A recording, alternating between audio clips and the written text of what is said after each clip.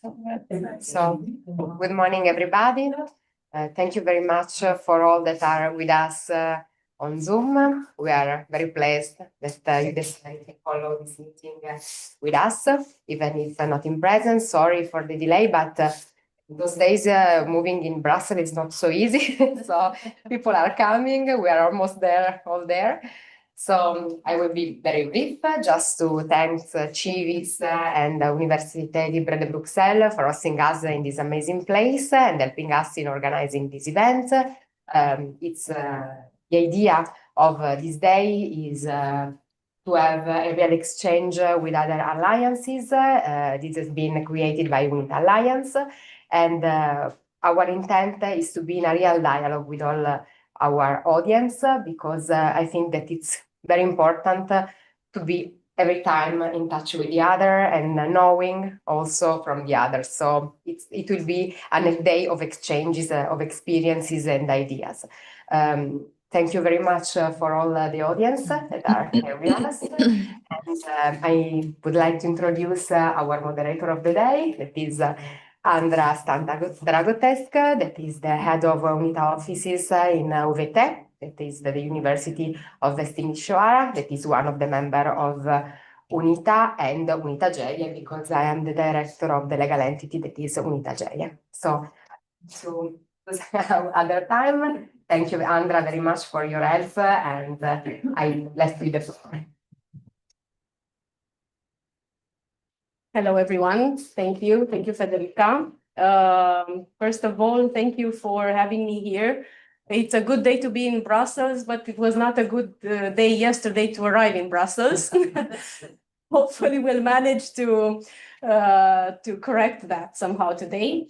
So, good morning and welcome to the event towards the European degree, exploring pathways through joint labels, best practices, and policy innovation.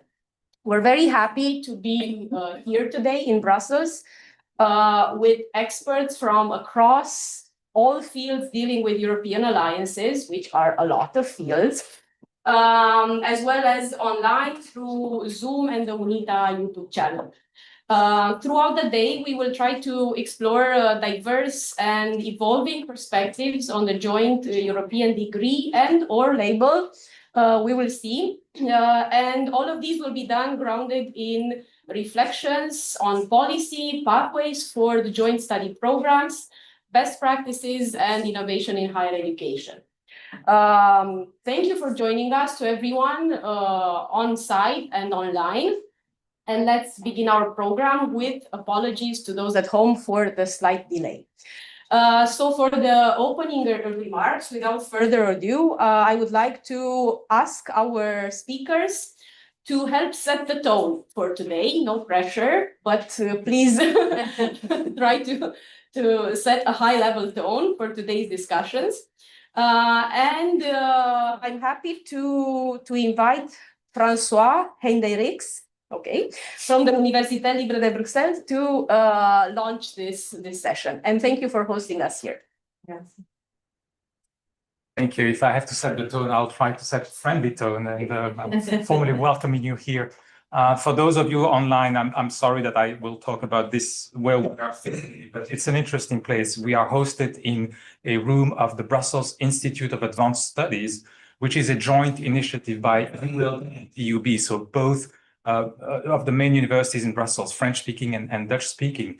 And this institute is itself situated in a building which is entirely filled with research teams and any kind of initiative jointly organized by ULB and VUB. So it's a kind of a small alliance within Brussels. And sure enough, the CIVIS offices here for ULB are in this building, as well as Utopia, which is the alliance where VUB belongs. So there's a very high energy in this building, and the spirit of the activities here is perfectly fit for the workshop that we're having today. CIVIS is one of the first generation alliances, so we are in writing the next application. So later this morning, we are having our online session with the Commission. And so I'll have to sneak out and follow that. Then tonight there is a Una Europa activity where many people here will attend as well.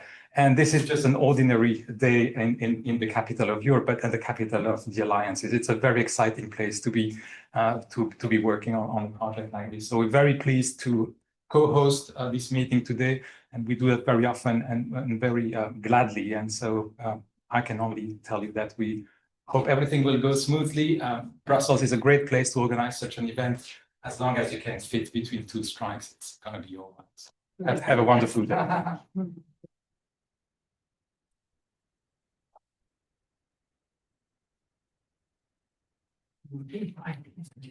Thank you.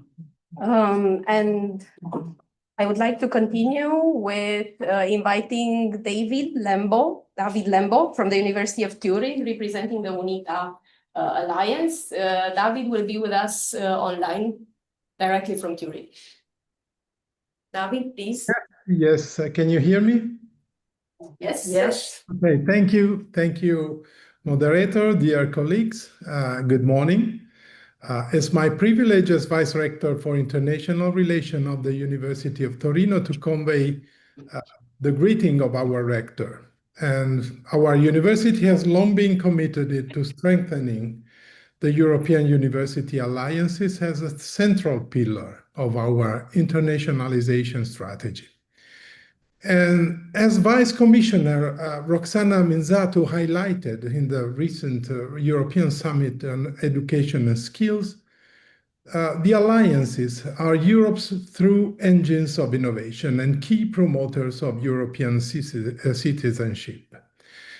At the time when democracy faces global challenges.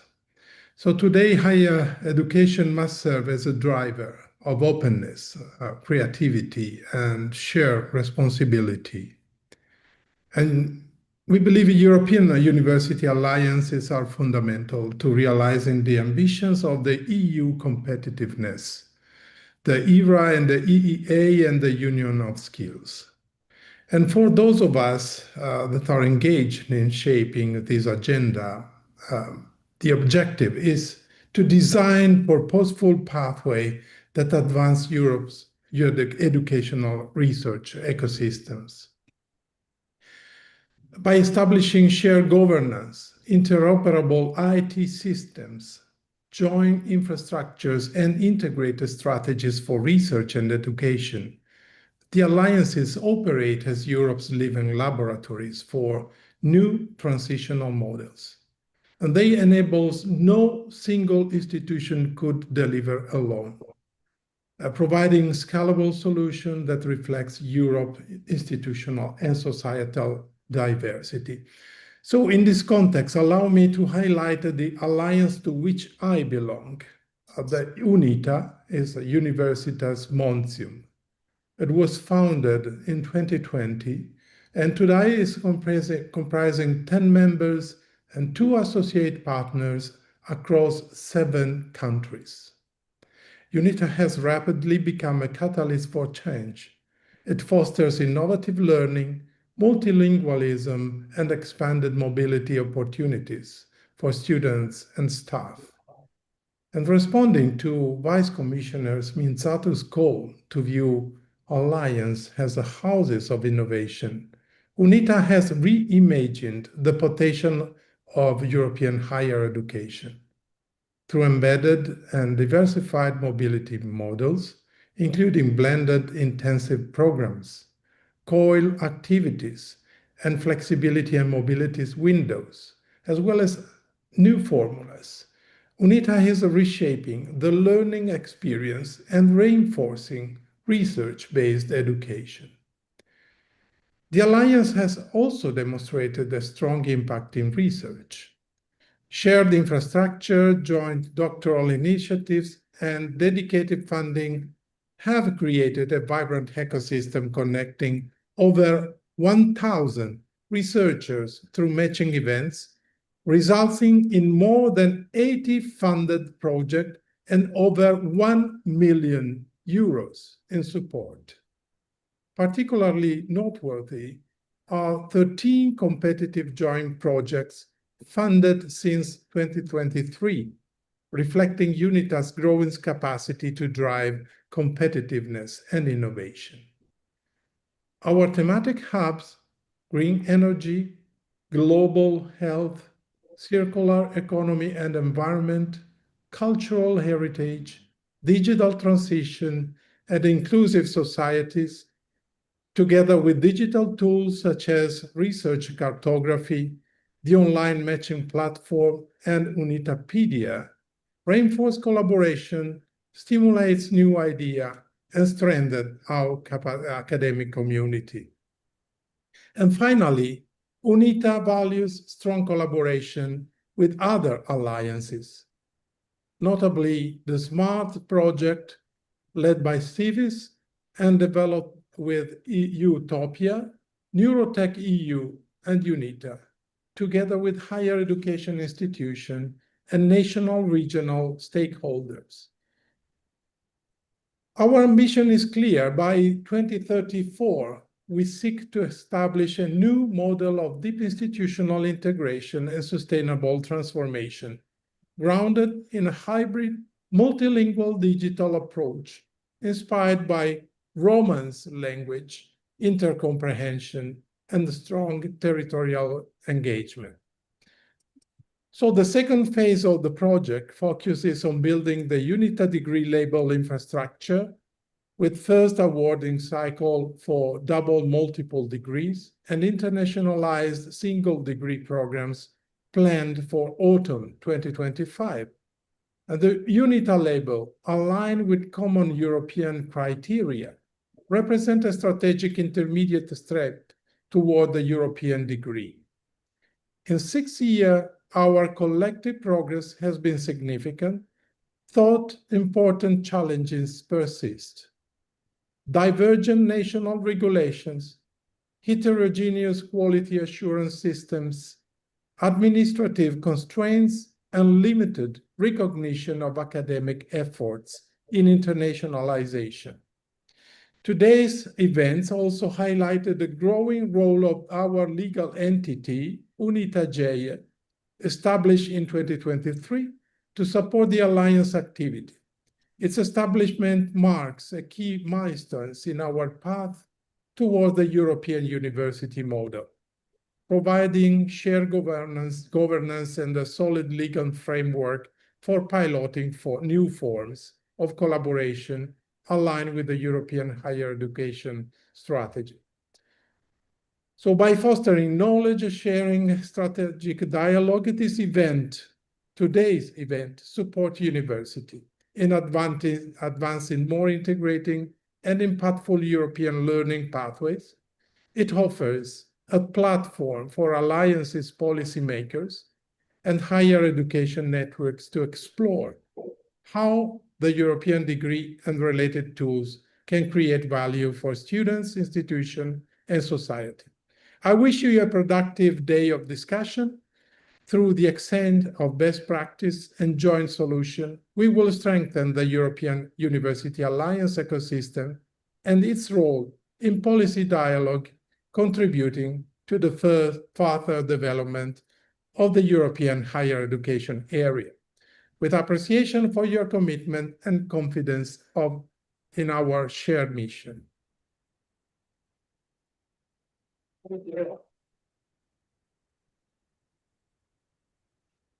To David Lembo, the Vice Rector for International Relations at the University of Turin, for highlighting the fact that we are here today for our students and for working together towards the goal of a European degree, because it is clear, I think, to all of us now that we will not achieve a robust and complex project such as the European degree on our own. And for this, it is very important that alliances work together. So thank you for underlining this in your speech. And as I think a very natural continuation of the Vice Rector's intervention, I invite Olga Vessels from the For You For All to continue with the opening remarks. And Olga will probably try to convince us all that cooperation is key. So it will add nicely to what the Vice Rector from Turin was mentioning just beforehand. Thank you so much.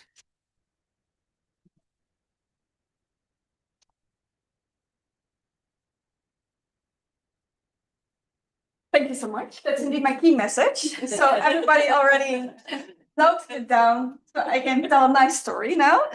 No, indeed, I want to congratulate you on the organization of this. Oh, hi, online audience. I wanted to congratulate you on the organization of this event and the excellent timing. So we were together to discuss the European degree in Florence last week. Yeah. We are here in Brussels today, and we will be continuing in Venice next week. So fantastic, you are the bridge event between the two other events. And my key message indeed is what makes the alliances unique is this deep collaboration model. And I think this is the only valid answer in the European times of competitiveness. We have to invest in this European collaboration. And that's exactly what the alliances do in a long-term manner, so with a long-term vision, in a systemic manner, so all the faculties, departments at the highest management level, into the institutions, our students, they all have to breathe our alliance identity. And what alliances also bring is equal partnerships across Europe. And I think that is very much needed for a competitive Europe, is that we have these equal partnerships that bring all the regions together. And then finally, so indeed, it's I completely second the speech of the Vice Rector. It's a holistic collaboration model. So Erasmus Plus is in the lead, and the first focus is education. Approve? I don't know. But we cannot build European universities with neglecting our research dimension. Education is based on research. Education feeds innovation. We need entrepreneurs in Europe that starts in education to transfer the knowledge to the wider society. So we are holistic endeavors, and I really hope to see this also in the next multi-annual financial framework, the next European funding programs, that also Horizon Europe and European competitiveness, there is already an anchor there, the alliances are mentioned, but that there will be also funding to realize the potential that the alliances bring in the field of competitiveness, in the field of research innovation. Now, this deep collaboration model exists for 6 years now. The first alliances, CIVIS, UNITA, they started 6 years ago. And in those 6 years, the alliances already brought forward over 100 joint degrees. And I think that is very impressive. I think it really shows that we are pioneers for the European degree. And there is also a big spillover effect beyond the alliances, because we overcome obstacles in transnational collaboration, and that's to the benefit of the wider sector. So the alliances are really the icebreakers in European higher education collaboration, and there is a huge spillover for the wider sector. So I think that's important to keep in mind. What we are discussing here today is not only for the benefit of our alliance and our partner institutions, but also for future students that are studying in another university. The second very important baby that was brought forward by this deep collaboration model is the For You For All network. And I'm very proud of this very open, constructive network where we discuss our fantastic achievements, and we proudly share this 100 joint degrees or even more that we delivered, but also the challenges that we face. And where we bring the different alliances together to get to the next level, for example, through the SMART project and many other European degree policy pilot projects, or the ED Lab and the FORCI project. Alliances join forces to get to the next level. And I think that is a fantastic achievement.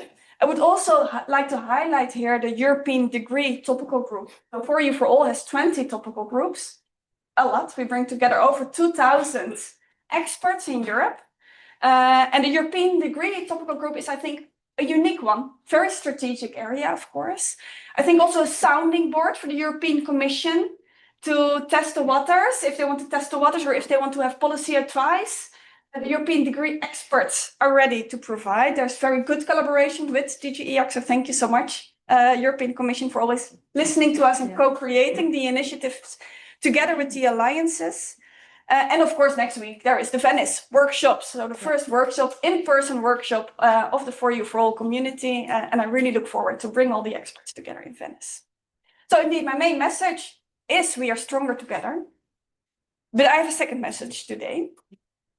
Building upon this metaphor of the alliances as icebreakers, innovating higher education, and how can we enhance maybe the impact of the European degree label? So I said we have over 100 European degrees delivered by the alliances, but we have also over 800 courses leading to micro-credentials. And is not this micro-credential a micro European degree if it's jointly developed by several institutions and recognized in several institutions, so you can get credits in several systems? So this is my plea today. How can we enhance? It's a pity, right, that we cannot go to the European degree straight away. We have this first step of the label. But how can we make the best out of this first step? Maybe to use this label also as a label for European micro-credentials. So this is my pitch today. Let's enhance the impact of the European degree label. Let's continue to innovate higher education together, because we are much stronger together. And I look very much forward to working with all of you in the For You For All context or on a bilateral basis. Thank you so much for inviting me today here, and I look forward to the continued discussions. Good, so much. So I think this is the advantage of these meetings, that every time you participate to a meeting of more than one or more than two alliances, an idea just comes up, and then we can all take it, integrate it in our own alliances, and push it forward on the agenda. Because if we want to make this happen, we need to keep the European degree high on the political agenda, and we can only do that if we all try to extend these actions in order to ensure impact in our alliances. Thank you so much for these insightful introductory remarks. I think we can all agree they all provided a strong foundation for the talks today. Thank you to the inspiring ideas that are already starting to come up. I saw everyone is writing down some of the key ideas that were mentioned. I think in the next session, we will deepen our understanding of the European degree, beginning from this context that was set up. And we will do so from a policy and quality assurance perspective, as well as a good practice example perspective from various alliances. And I think we can agree that if we start the next session 5 minutes earlier, it's fine, because we never know when we will be late due to various situations that can occur. So without further ado, I think we should move to the plenary session entitled The European Degree, Vision, Criteria and Policy Perspectives. This session will focus on the state of the art regarding the joint European degree label, as well as the broader quality assurance and recognition system. So for this session, our speakers will be Kinga Solli from the European Commission and Mark Fredericks, who is with us online, right? Okay. Yeah. I'm wondering if we can check if Mark hears us. Yeah, okay, great.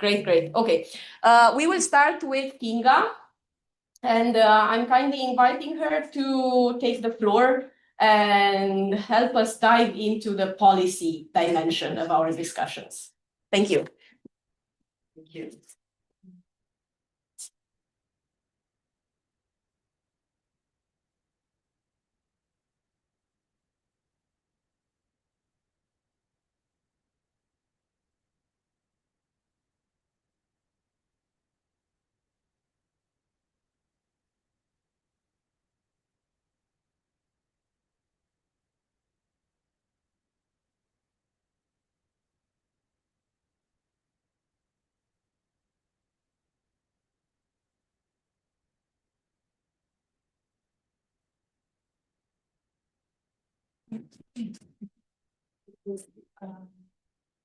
So, thank you very much. Thank you very much for the invitation. I'm happy to be here and speak a little bit about the joint European degree. For many of you, it will be, I think, the 1000th time you hear this, but it might be still new to somebody, and I think it's good to discuss again what is the European degree and what is not the European degree, and frame a little bit the discussion with this initiative and this idea.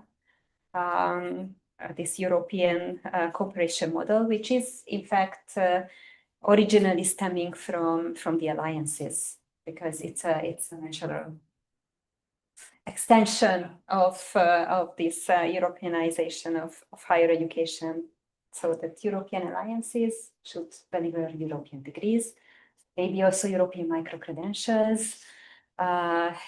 So let's see what we can do and how can we do this.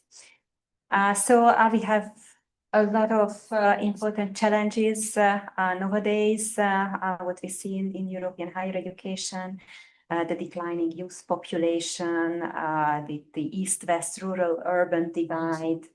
And there are places in Europe where there are many highly educated people. There are places in Europe which is hollowing out from that perspective, and certainly leads to more inequalities within Europe.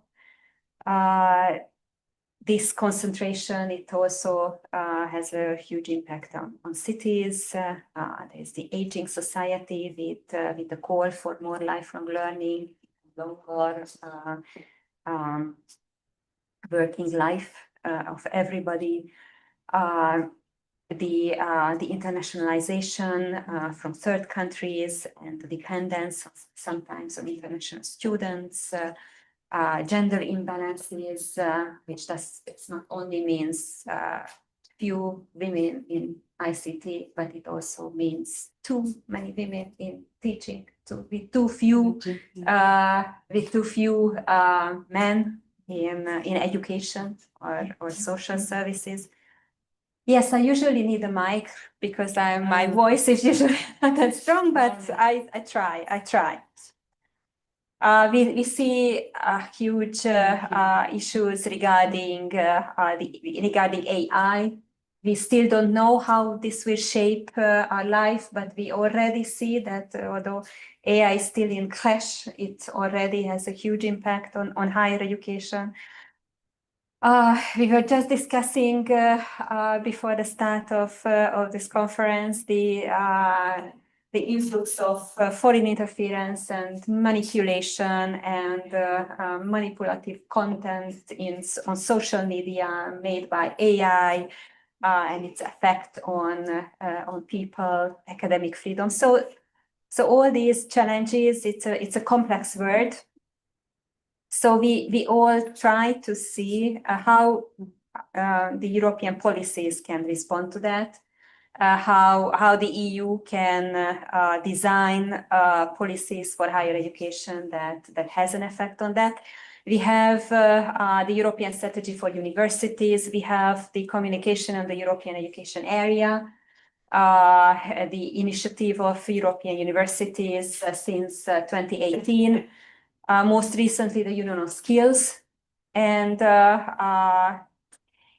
we also see that the European universities and the European degree are ideas that made into the highest political levels at the Commission, because it's clear that these are important drivers of a response to all the challenges we see nowadays in higher education.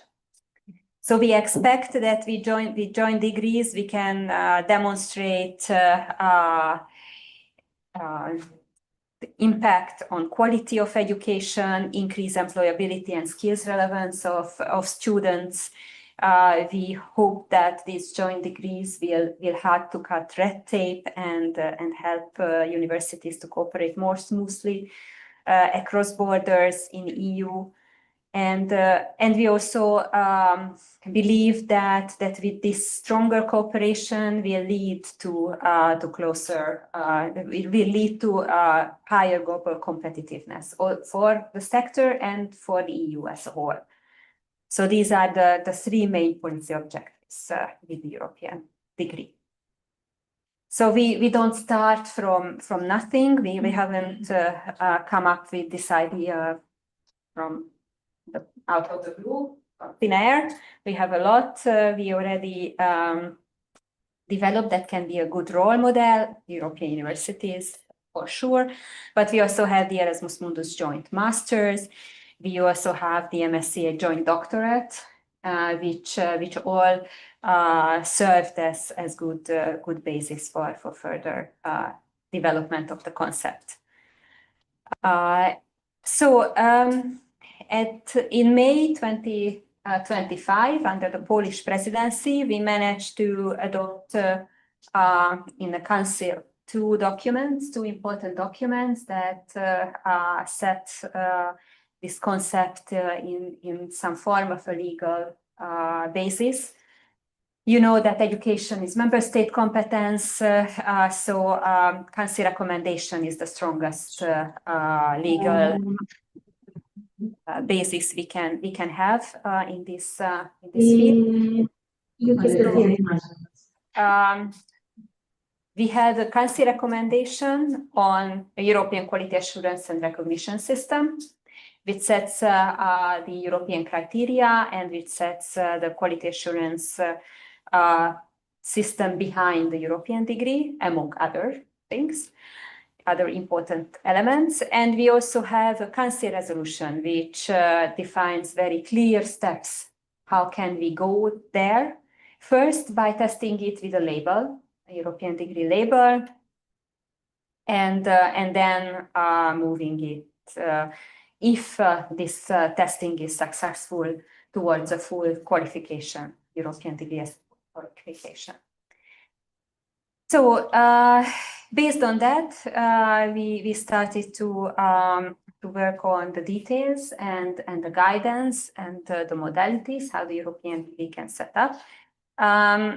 For the first European Degree Forum that took place last week, we prepared a short information video on the European degree.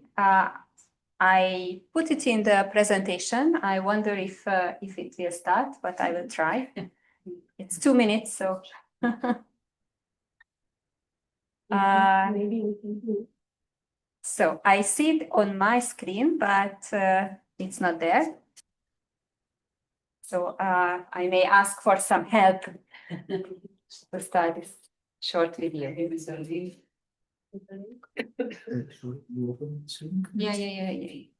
It's already. So if you share the screen, thank you.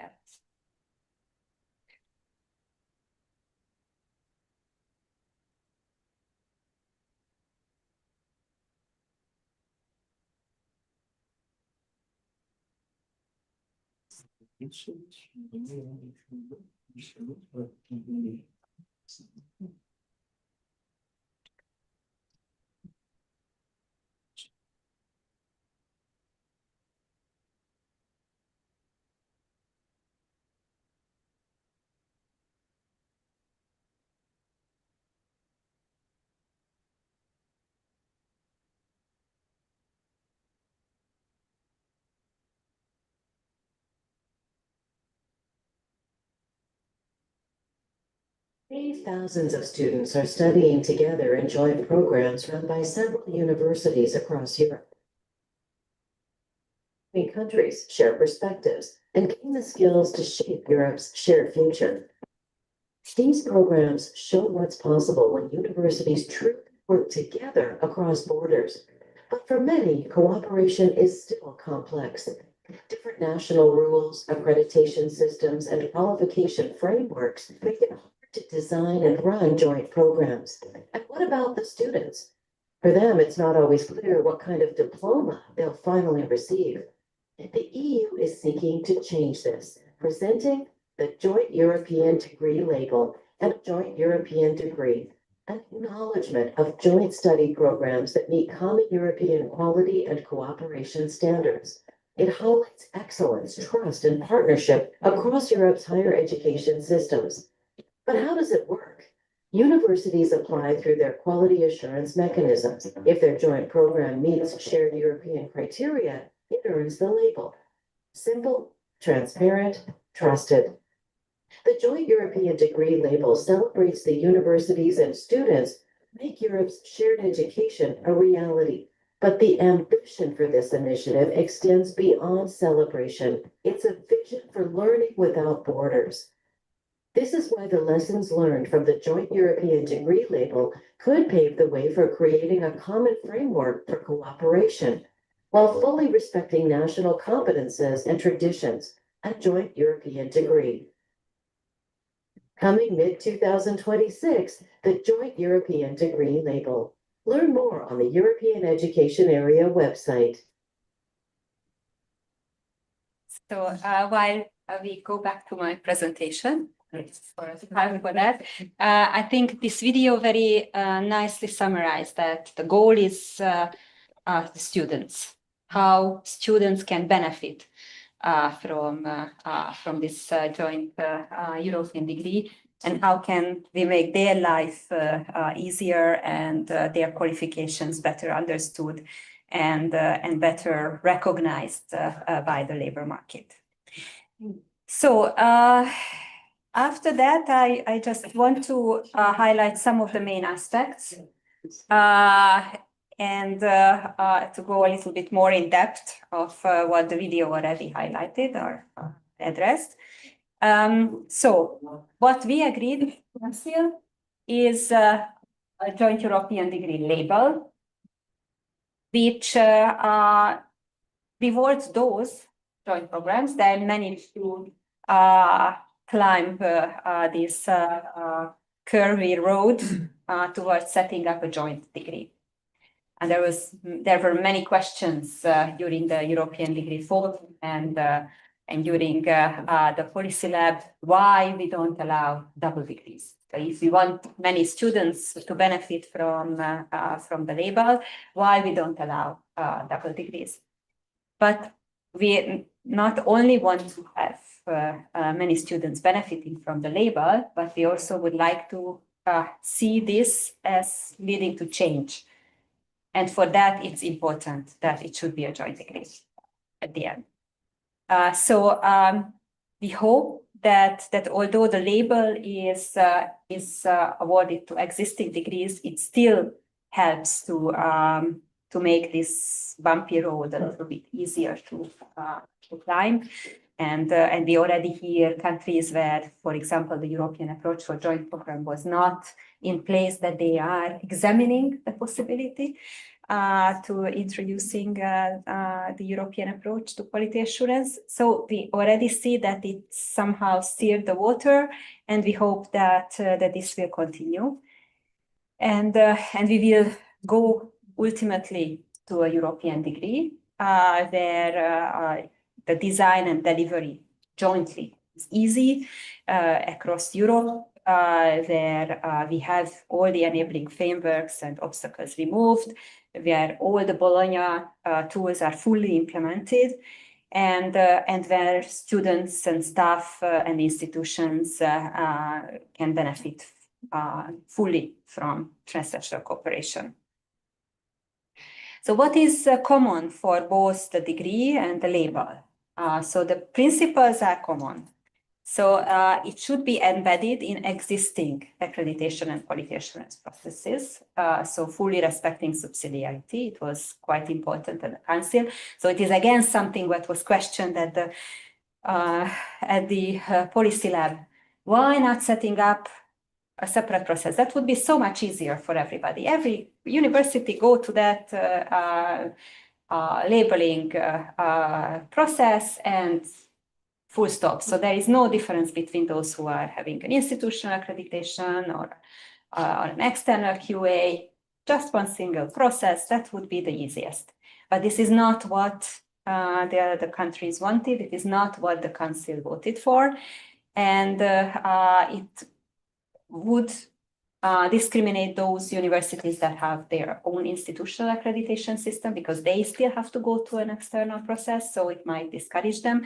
So no, it should be embedded to the normal quality assurance procedures. It is voluntary, so it is voluntary for countries whether they want their universities to award the European degree label or later the European degree, and it's voluntary for universities whether they join forces and do the labeling process or later the European degree. So it fully respects academic freedom and institutional autonomy. But it's very important that when countries decide to do this and when universities decide to do this, they should adhere to the same procedures and the same criteria, otherwise it won't work.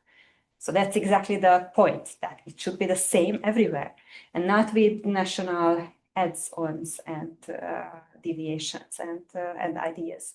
So that's why we have the same European criteria for everyone. So while it's voluntary, when you are in, you should adhere to the same criteria.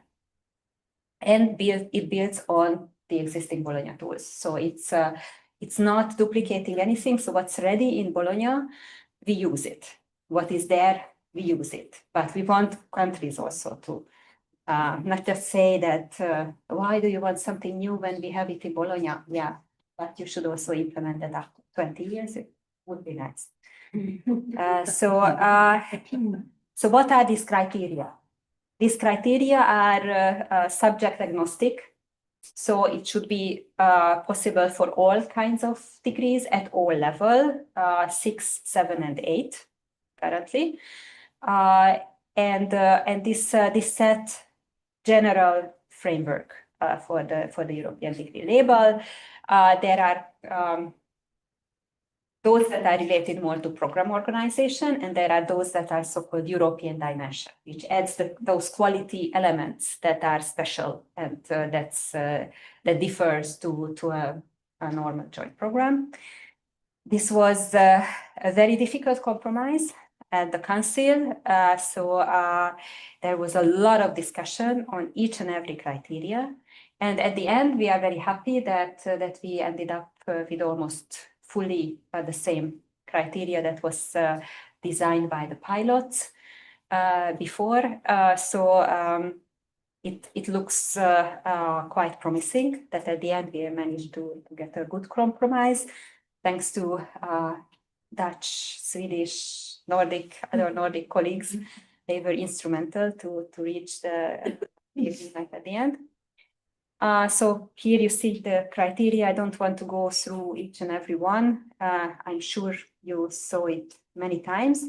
I just want to say a few words also about the Council recommendation on quality assurance and recognition system, which was adopted at the same time as the resolution, and where the Annex 2 is the criteria, actually. This is wider than just the European degree, so it's not about the European degree, but it also sets the framework for the European degree. It has transversal recommendations for quality assurance systems, how a quality assurance mechanism should respond to the new challenges. I'm eagerly waiting to see the ESG revision now ongoing under the Bologna process, because I would like to see that these transversal recommendation on quality assurance system is somehow dealt with in the ESG revision. So there will be a consultation, or I think it might be already open since November 18 by the E4, ENCA, EUA, Eurasia, ESU, on the different points of the new ESG. So I encourage everyone to respond to that survey and see and say what they would like to see there. Clear reference to micro-credentials, for example, academic freedom, fundamental academic values reflected there. The role of AI, I think it's crucial for quality assurance, so I hope the new ESG will have something to say about it. So it's just a parenthesis. We also have system-specific recommendation for an agile transnational cooperation, which actually means some guiding principles for quality assurance at alliance level. Because we recognize that alliances are not just the sum of the different universities, it's different, and it would be great if that could be reflected by a specific quality assurance procedure, which is acknowledged also by member states, and which is not an add-on to everything else, but a sole way of quality assuring joint education provisions. These are just basic principles. We are very much at the beginning of the road. Member states were not at all enthusiastic about it. So we still have a way to go and convince them that it makes sense. You can help us if you agree. There is the laying foundation for the European degree. I will talk a little bit more, and also automatic recognition, as automatic recognition is also crucial for all education provisions within Europe that were quality assured based on the ESG, and it's even more important for the joint education provisions and the European degree. So based on our previous Council recommendation and lessons learned, we had some additional recommendations for member states how to implement really automatic recognition. So what is relevant for the European degree here is the criteria, what I have already mentioned. It is also important to have stress that it's ECHAR registered ESG compliant quality assurance agencies that can award or allow universities to award the joint European degree label to programs.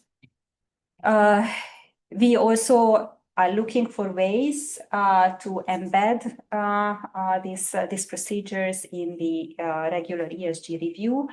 It's still a discussion how and where and when, but what is sure that we would like to have a central repository for all the programs that have the label. So it's not something that is completely outside of our view. We want to have a central repository where all the labeled programs are present. It can serve as an ultimate quality check, because if it's not on the list, then it means that it's not necessarily went through the thorough check of criteria. And because of the importance of making higher education more flexible, we agreed that it's important to check whether the QF level 5, which is higher education in some countries, but in other countries, but could serve as a very important middle way between upper secondary education and higher education, whether the label can be applicable to EQF level 5.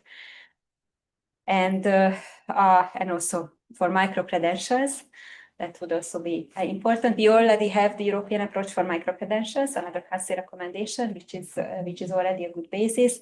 But quality assurance and the role of private providers in micro-credentials, that's always a question. And how can this be reconciled with the degree criteria?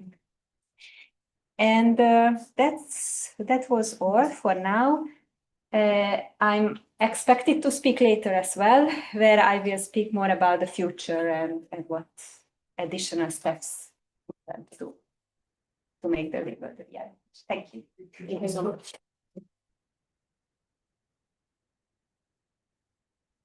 Do you think we should take any questions now, if there are any urgent curiosities or ideas that we should share from the room or from, yeah, we have one question from the room. So let's see if we can go back online so that everyone.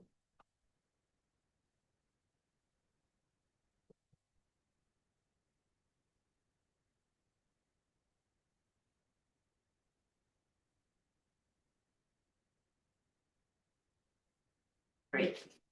So we're taking a few minutes for urgent questions and clarifications. And if not, whoever wants to reflect some more, can keep their questions for later as well. As Kinga said, she will be back with us later in the day. So we have one question, please. Can I ask it or I they think don't you hear can it? ask it, the people will hear because we have a Okay. microphone there. Yeah. Yeah. Good. Thank you so much for the presentation. I was also very happy to see the joint PhD there because it's again an example of how education links to research. And as the research colleagues in the European Commission are working on the ERA Act, I was wondering, I see this really as an opportunity because research careers and joint PhDs, I expect that to be part of the ERA Act. So I was curious if you are in contact with them and how do you see the link to the European degree and the ERA Act through the joint PhD? Yes, so you know that we have the MSCA colleagues also in EAP. They are fully involved in that part. We are also involved as higher education policy in some other aspects of the ERA Act because it will be quite a complex package at the end with many elements. So we will have, I think in a few days' time, a workshop on research careers and academic careers, where their policy recommendation and our policy recommendation will be both presented and how can we make the link between the two. Also a competence framework, which should be also joint and reflecting to each other. That's also something what we are cooperating very closely. There is an aspect we just had a meeting with colleagues from the ERA on automatic recognition of PhDs for work purposes. Because you know that in many countries it's regulated by law who can teach at university and how can we ensure that PhDs are automatically recognized. So yes. With them, the fundamental values package, the research, freedom of scientific research element. How can this be better linked also with education? Because education is inseparable for research, and this should go hand in hand. Just for research, the EU has more competences, so they have more basis to act, which is very good, and we would like to see it also bringing in more. So there are many ways we cooperate, many different layers in the ERA Act. Not all, but those that are most relevant for education, and our MSCA colleagues are even more involved for the needs. Thank you for this answer. If there are any other questions or needs for clarifications, I think we're fine for the moment. Okay, yeah. Great. Thank you. Although, as Kinga mentioned, we're all familiar with this, but apparently every time we listen to a presentation, we find more ways to think about it and reflect on it. So thank you so much for setting the context for our discussion. And we're moving to Mark Heinderyckx from the Accreditation Organization of the Netherlands and Flanders. And I see he's with us, and I'm kindly asking him to take over. Thank you. Okay, thank you very much, and good morning. Thank you very much for the invitation. And sorry that I couldn't be there with you in Brussels, but thanks for the opportunity to join online. I have a presentation which I think should work this way, I hope.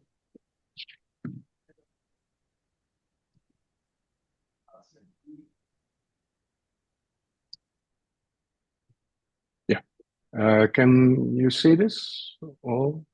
Yeah, yes. I hope so. Okay, thank you. Maybe I can put it in the diagram. Yeah.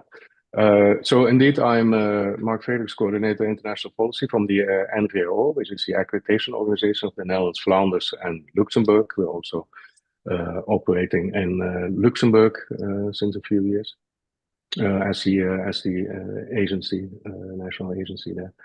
Well, we heard already the council recommendation, so of course I won't go into that in detail, but just to reiterate the main points from quality assurance point of view.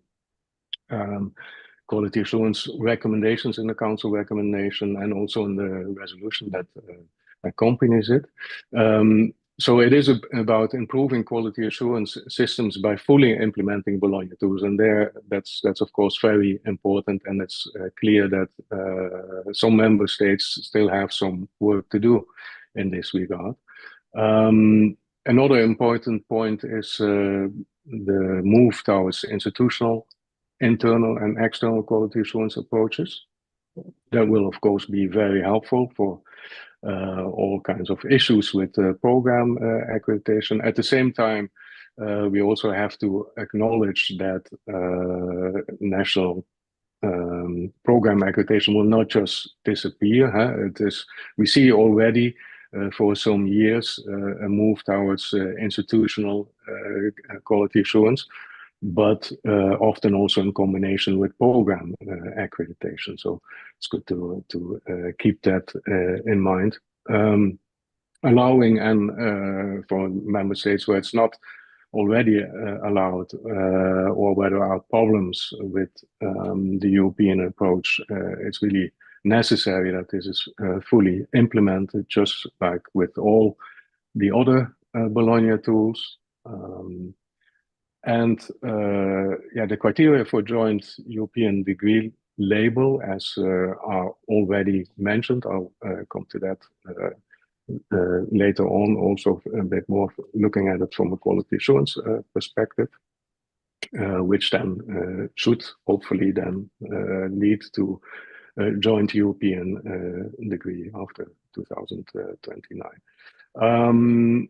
Also, and this is actually so the European degree criteria are in Annex 2 of the Council recommendation, and Annex 1 are building blocks for a framework for the evaluation of the joint internal QA for joint educational provision of alliances. So not just only the European degrees, the joint programs, but also, as was mentioned, for instance, micro-credentials or short courses or other joint education provision.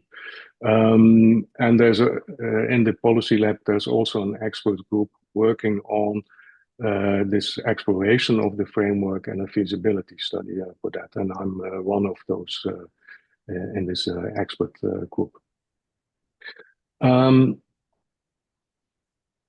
Looking at the joint European degree label, what are questions that alliances are likely to ask themselves when they want to set up such a joint European degree label?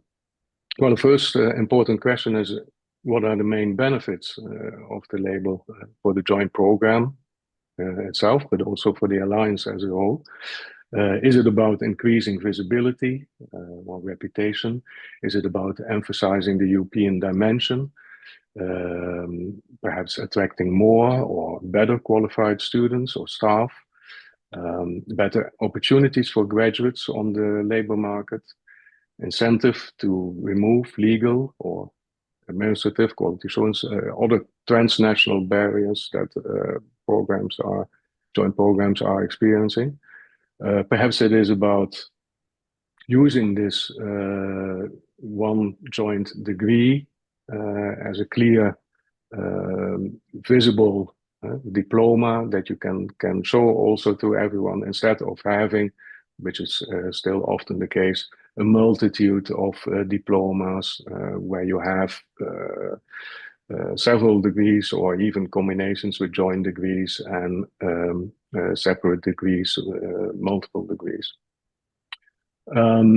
Or is it indeed as an intermediate step to the European degree, which can then be included in qualifications framework and which can then lead to more transformation and overcoming barriers for transnational cooperation.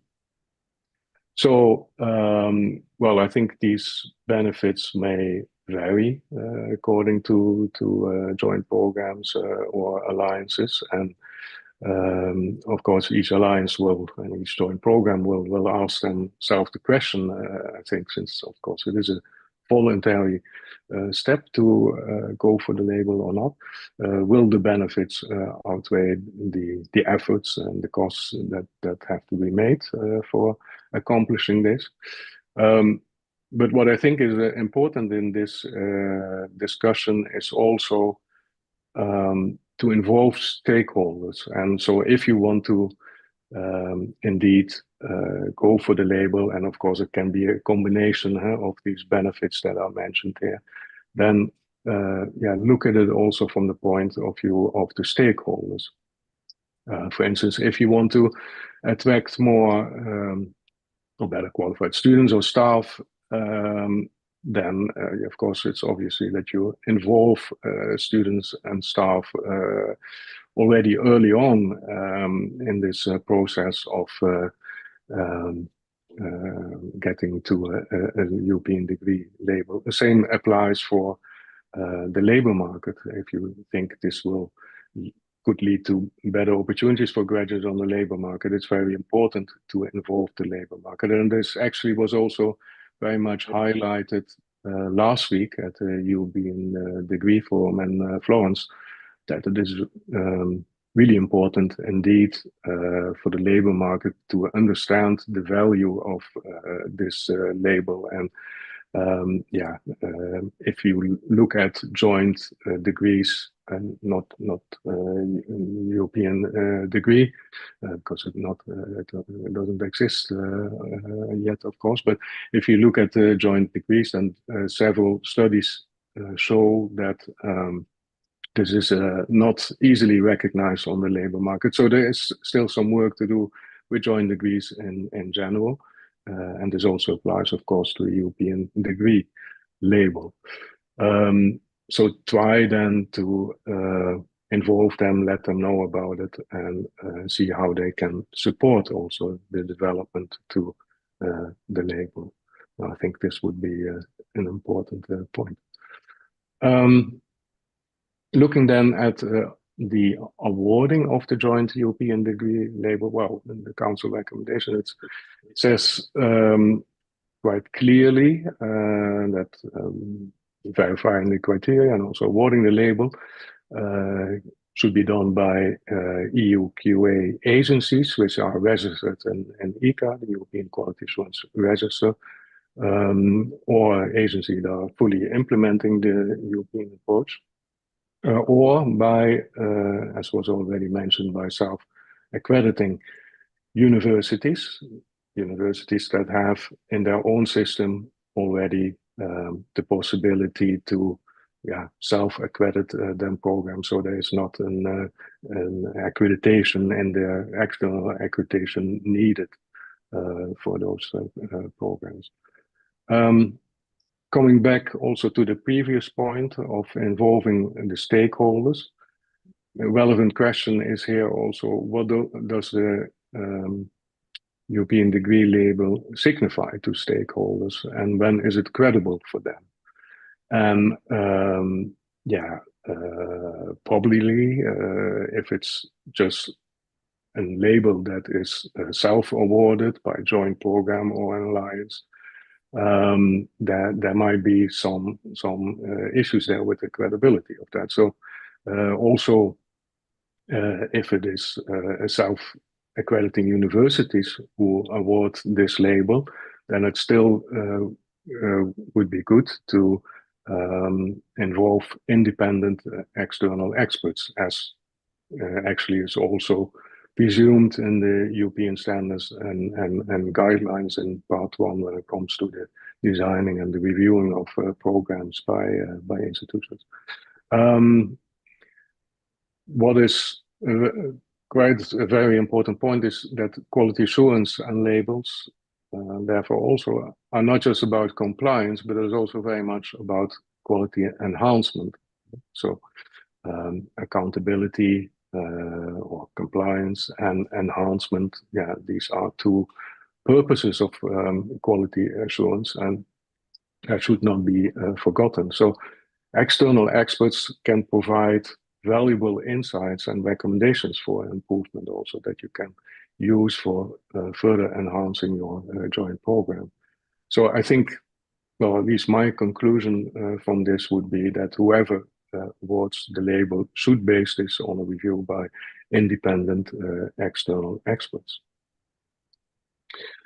Looking then at the criteria for the joint European degree label, well, they were already mentioned. There are, when it comes to the two parts, the program organization criteria and the European dimension criteria, program organization criteria, 8 criteria, even 9 for joint doctorates, ETF level 5. About half of these criteria overlap with the European approach standards. There are 9 standards in the European approach, and if you compare them with the criteria, you see that about half of them are already assessed within the European approach. And the other criteria for the European degree are mostly formal. So, for instance, criterion says that at least 2 higher education institutions from 2 member states should award them this joint degree, and it should also be a joint diploma supplement. And there are also requirements when it comes to the duration of the physical student mobility of 30 ECTS for level 6 and 7, or 6 months for level 8. So that is not that difficult to assess in a certain sense, at least if it's these formal criteria. The European dimension criteria, well, that's a different matter. They are not really included in the European approach yet. The 7 criteria: interdisciplinarity and research-based learning, learning beyond academia and employability, digitalization values, multilingualism, inclusiveness, environmental stability.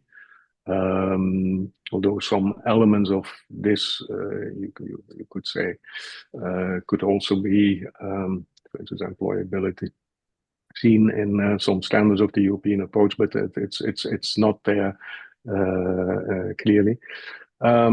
If you look at the phrasing of these European criteria, European dimension criteria, there is talk about commitments to, for instance, values, but also a lot of the phrasing talks about joint programs arrangements, which is not just documents and policies, but is really implying something broader.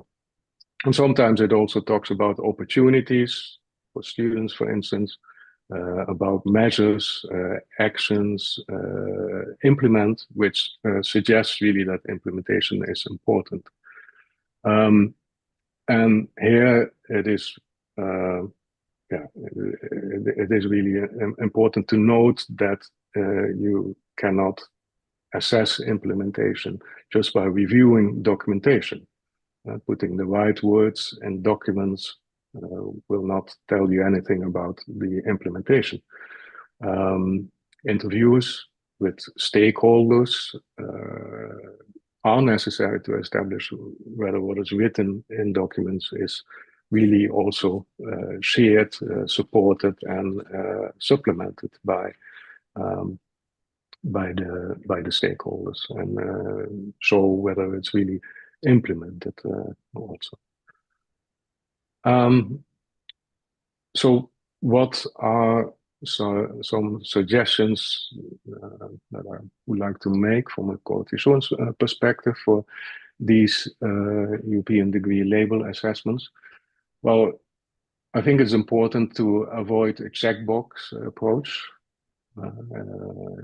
Checking boxes, that's ticking boxes. That's not really about quality.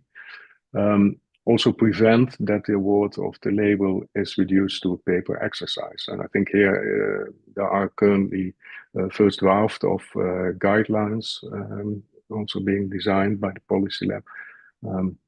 I think there's still some improvement possible here. Also, if you use independent external experts for the assessment, you should use them well. They are really experts, peers, so really use also their expertise. And that means that they should not only review documents, but also interview the relevant stakeholders, students, staff, management, employers, alumni of the joint program, if they are there already. And also not just let them give the judgments, but also let them give recommendations for improvement and also highlight the good practices within the joint program.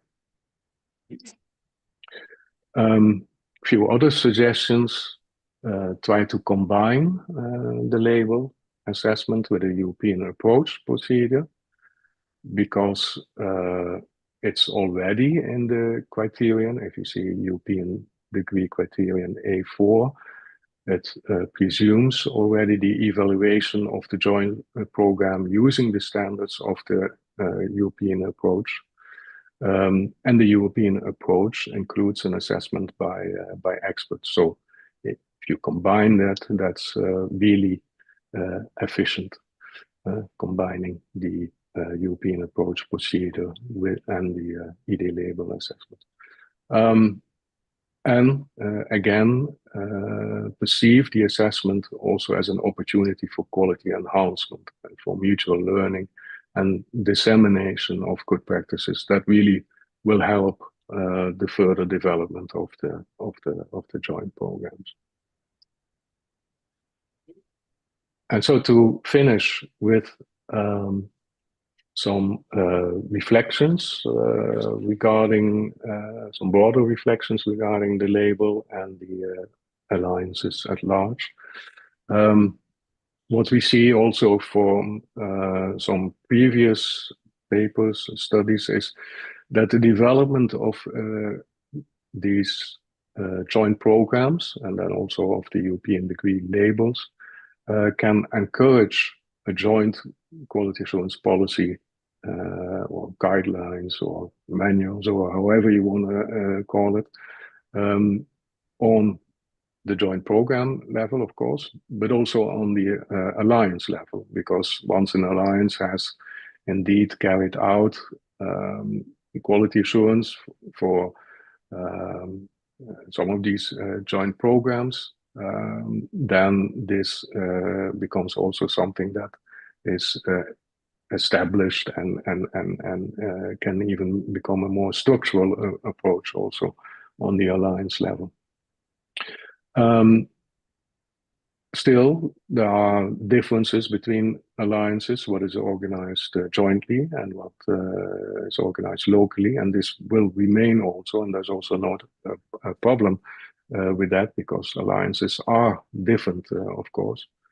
And this also reflects different levels of jointness within alliances, and also the reliance on the internal quality assurance of partner higher education institutions. This also differs from alliance to alliance. So some alliances may rely very much on the internal QA systems of their partner institutions. Others will have perhaps a more common approach developed specifically for the alliance, and all kind of mixed forms are possible as well. So the joint programs and the ED labels for these joint programs are only one type of joint education. But as already mentioned, there are of course also micro-credentials, short courses, blended intensive programs, and many other types of joint education provision. the European degree criteria are not aimed at that, of course.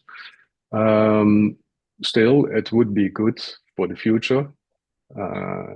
Hopefully not too distant future, but well, it won't be easy to get there for sure. But it would be good for the future to see if you can reach a principle of having just one procedure to cover the external quality assurance requirements of an alliance.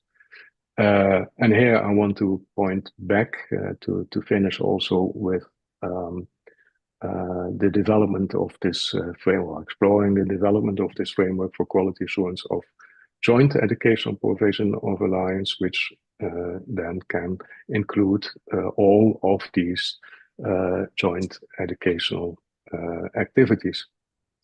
So also, for instance, micro credentials. That's of course a bit longer term.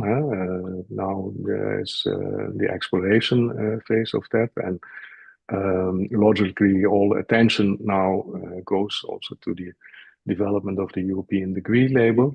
But it's good to keep also in mind this longer term perspective.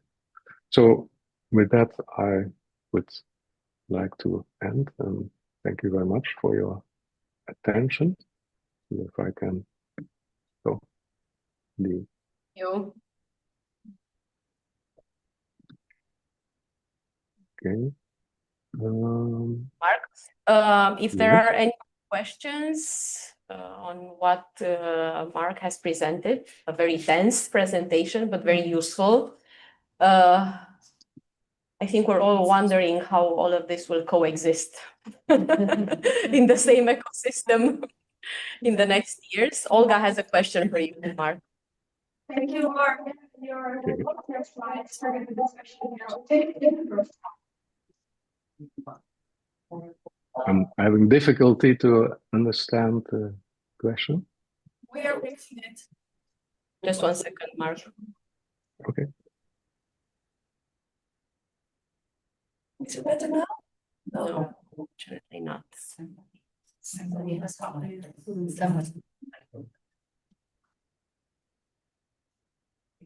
Not just, I think this was usually.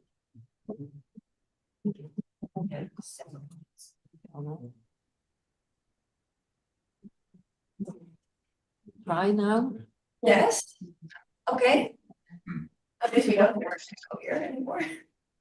The slides for the presentation here in the first row, I think we're with UNITA. You will know that. And that's about quality assurance of the label and the checkbox exercise versus the quality assurance team that will go around to check the quality. And we were thinking about the trust in institutions and in the quality, and then also that, yeah, in Dutch we say the open dingen. So if you collaborate with another partner, you want to make sure that the quality of your education is right anyways. So if it's not an extra administrative burden to have this extensive quality assurance, although you speak about a single check, there's also the national check and the program check in many countries as well. So yeah, what is the downside of checkbox? Because I believe there is a joint degree and institutions work together, there's a joint degree. We can trust maybe the quality. I don't know, Peter or UNITA wants to add, but it also feels like an administrative burden to have this team going around Europe checking all the joint degrees. I mean, we already have over 100 joint degrees only in 73 alliances, there will be many more in the near future. And we never checked Erasmus, where 400,000 people spent a third or a quarter of their bachelor or master in another country. Nobody loses a night of sleep. Nobody. But if we call it joint program, or God forbid, joint degree, then panic is in the house. Isn't that strange?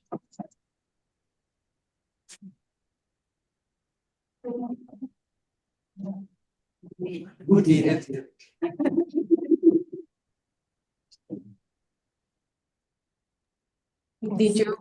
Did you manage to hear these questions, Mark? Not really. But was I heard. What was the question? Could you? Was there a question? I think we're trying again because something is not working as it should. Okay, can we maybe, Mark, can you close your microphone for the moment? Okay. Thank you. Okay, let's do it now. No. Yes. Yes. Again. There's someone in the room that has a microphone. Yeah, somebody maybe is connected with the open mic.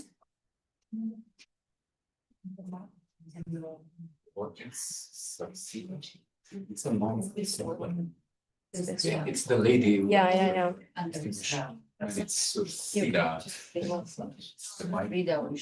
Yeah, maybe. Yeah. Okay, I think it's better now. Yeah.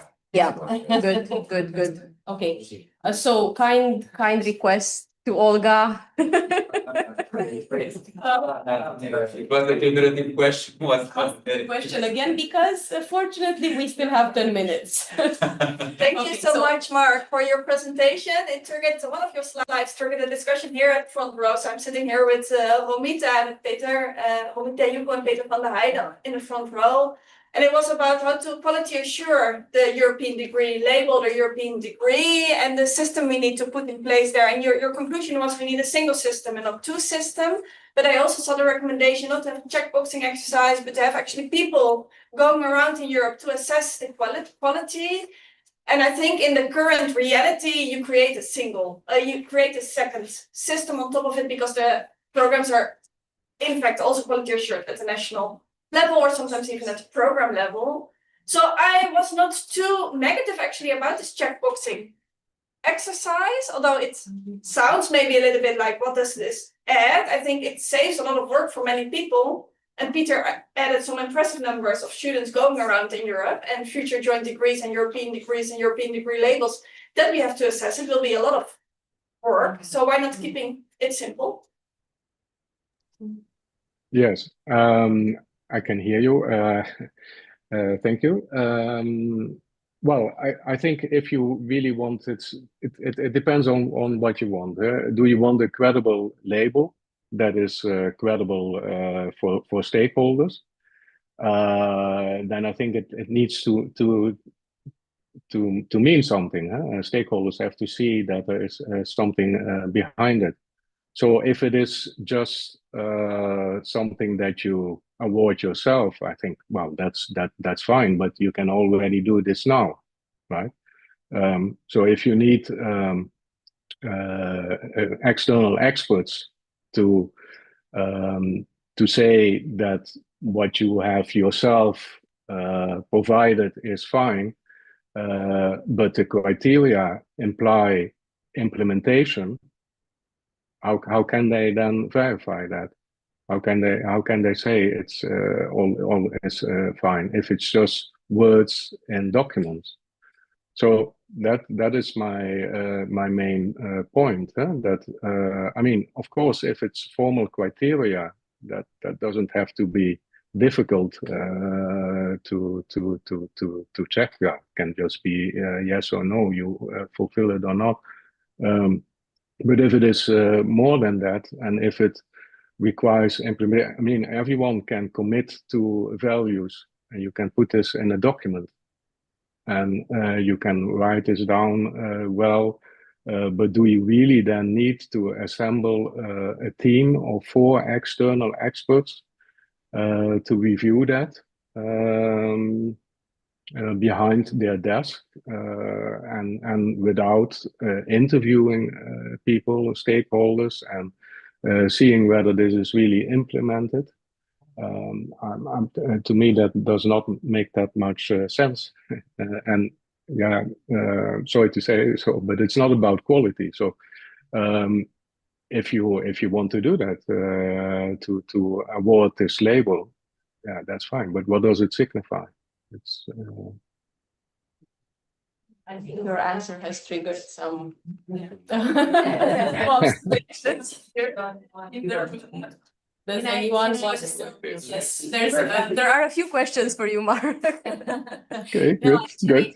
Actually, I just want to fully agree with Mark. I don't want to have a question. Okay. I just wanted to say that that it's indeed one of the discussions we had and the concept was developed. What is the added value of the European degree label over the other joint, double, multiple degrees that are offered? And what the policy experimentation programs and the study on the feasibility of the European degree said that indeed we need to have quality criteria that are signaling the value of this European degree or European degree label. And not all joint degree needs to be European degree label degree, joint degree. So it's not necessarily the case. If they can still be degrees, very highly regarded joint degrees or double degrees, multiple degrees. So it's not something that's every single existing one needs to go through. Only where there is an added value in that regard. And currently in the European Degree Policy Lab, this is exactly what we are discussing and what member states and stakeholders are co-developing. Is what are the steps that needs to be done to check each and every criteria. So whether it's tick box for the 2 European universities or whether it's a more in-depth check or more in-depth review, it depends on the criteria. And there was a very clear outcome of the first European Degree Policy Lab that we need to differentiate between the existing programs that are seeking the label and the new ones that are created. So for those that are currently existing and seeking the label, yes, indeed, for them, there is something else they need to do. So there is one more step to have the label.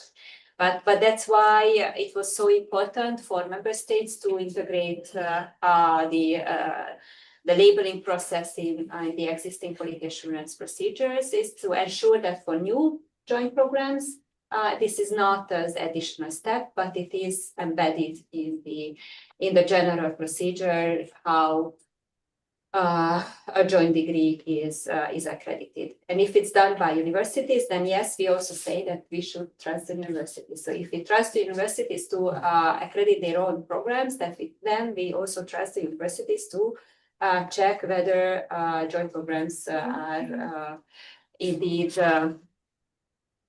compliant with the criteria. This is a question where there is a joint program set up between countries where one university is self-accrediting and the other one is not self-accrediting. Then hopefully we can convince member states that universities can agree their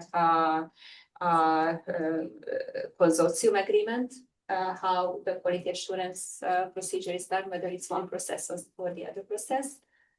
For the label, they don't have to. So then unfortunately, it will be more difficult for those alliances. But we still have high hopes that reason prevails and countries will agree to have just one single process for the labeling.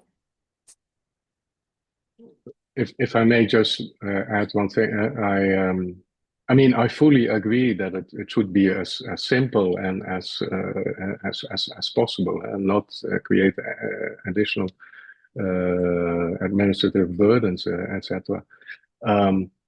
But I think if you say external experts are needed to verify it, to verify whether the criteria have been reached, then I would say try to combine it with a European approach procedure.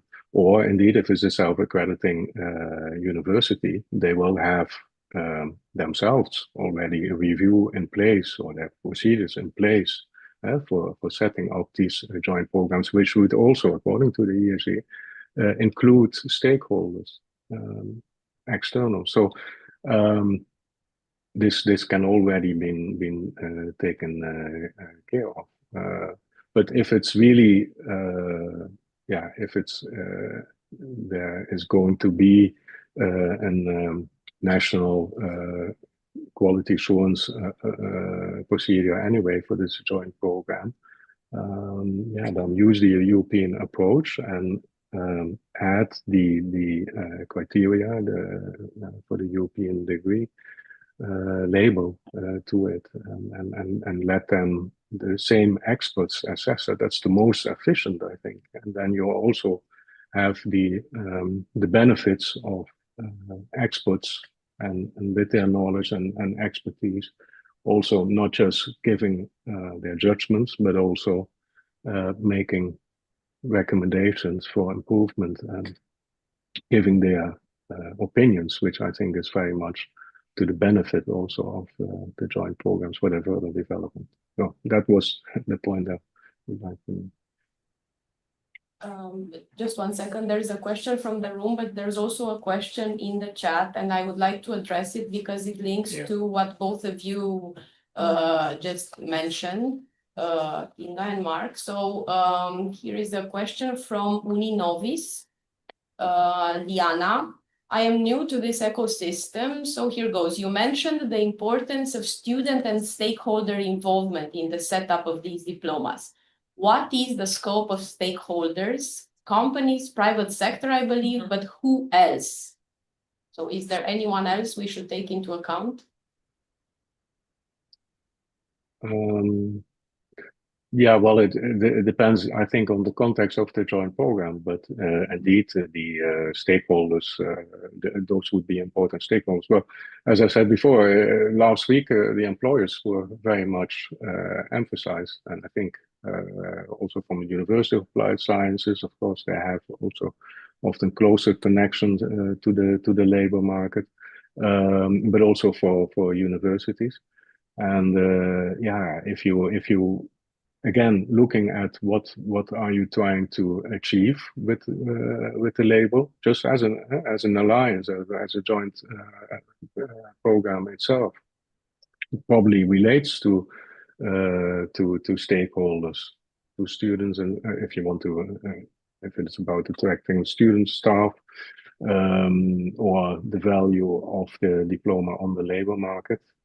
Then you would have to involve those stakeholders and make sure that it is really beneficial for them. I think then you have the maximum benefit of it. So I would say think from the perspective of stakeholders, and this may vary according to the specific context of the joint program and of the alliance as a whole, maybe as well. Sure. If it's okay with you, before the coffee break, we will take one final question from Romita. No, that was not a question. Just a remark. Comment. Thank you very much, Mark. Thank you very much, Peter. We always have been scholars of Peter. And I remember very well in the past, the school of thinking, Peter, based on freedom, academic, based on the trust and whatever it has been important for the academic value.